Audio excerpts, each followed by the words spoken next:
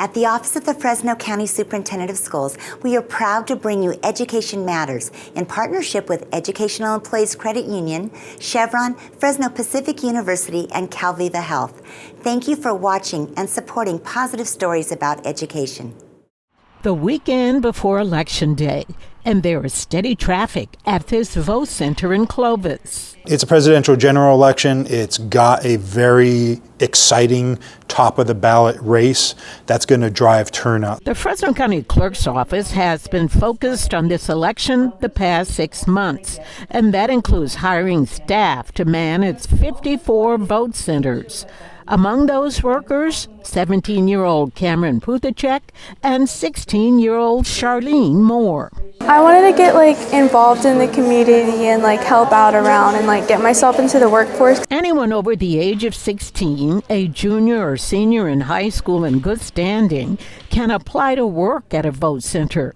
Young people are encouraged to sign up because it's an opportunity for them to learn about the election process. It's a great experience for sure. I don't know myself how what it's like to vote, and so it's great to know what it's going to be like when I do vote and how the process works and all that. The students, along with other new hires, must attend several hours of training, learning how to look up voters' names and everything about how the system works.